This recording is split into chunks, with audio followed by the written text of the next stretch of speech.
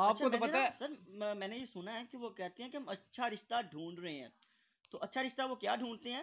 وہ پیسے والا یا دولت والا یا بڑی نوکری والا یا جس کے پاس گاڑی ہو, جس کے پاس بڑا سا گھر ہو, وہ اس چیز کو تلاش کرنے میں لگے رہتے ہیں اور نام دیتے ہیں ہم اچھا رشتہ ڈھونڈ رہے ہیں. جی حالانکہ ان کو اچھے رشتے اچھے کردار والے مل جاتے ہیں پر ان کو وہ نگیٹ کرتے ہیں, ان کو وہ بالکل بے شک. سوری کر لیتے ہیں, انہیں کہتے ہیں نہیں بھائی آپ سے نہیں کرنا, کیونکہ وہ بیچارے تھوڑے سے نارمل ہاں ہوتے جی ہیں. بالکل تو وہ پریفر کرتے ہیں دولت کو, چاہے اس کے پیچھے اس کا کردار کیسا ہی برا ہو. تو جو کیا اندر بات. کے من کو دیکھنے والے لوگ ہیں نا, باطن کو دیکھنے والے, وہ عبد الرحمن بہت کم ہے, بہت کم ہے. بالکل تو آٹے میں نمک ہے جو باطن کو دیکھنے والے ہیں, لیکن ظاہر کو دیکھنے والے جو ہیں بہت وہ کم ہے. ظاہر کو دیکھ کے جب کوئی بھی رشتہ کرتا ہے تو بعد میں وہ پریشان ہوتے ہیں کیونکہ ان کو اس کا باطن معلوم نہیں ہوتا. جی وکاس.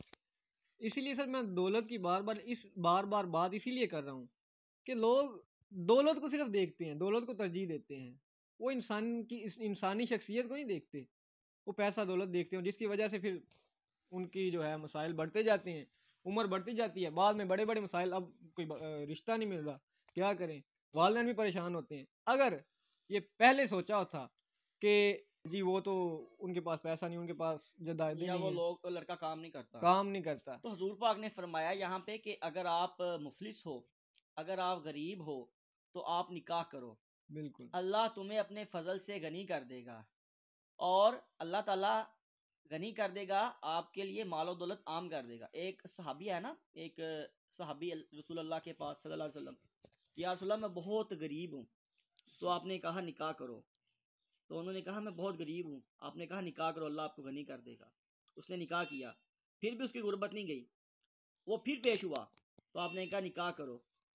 انہوں نے کہا پہلے کیا ہے لیکن پھر کرو دوسرا, غربت پھر نہیں گئی, پھر پیش ہوا, آپ نے کہا پھر نکاح کرو. انہوں نے کہا میں تیسرا کروں, آپ نے فرمایا جی. غربت پھر بھی موجود رہی, پھر پیش ہوا, یا رسول اللہ اب میں کیا کروں, 3 شادیاں 3 نکاح کر چکا ہوں, پہلے غریب تھا, اب 3 اور کا بوجھ میرے اوپر ہے, ان کو بھی میں نے مینج کرنا ہے, کھانا دینا ہے, کمانا ہے, لیکن نہیں غربت جا رہی. آپ نے فرمایا اور نکاح کرو. پھر اس نے چوتھا نکاح کیا آپ کہنے پر, مجھے یقین تھا کہ جو آپ کہتے ہیں حقیقت ہے. تو پھر اس نے صحابی نے چوتھا نکاح کیا تو اللہ نے اپنے فضل سے اسے غنی کر دیا. تو ہوتا یوں ہے کہ کوئی ایک بندہ, کوئی ایک انسان ایسا آتا ہے, اس کے پیچھے فلسفی ہم یہ انڈرسٹینڈ کر پائے ہیں کہ اس کا رزق بہت زیادہ ہوتا ہے اس کے نصیب میں, اور جب وہ آپ کے ساتھ شامل ہوتا ہے تو اس کے نصیب کا رزق آپ کو بھی ملتا ہے.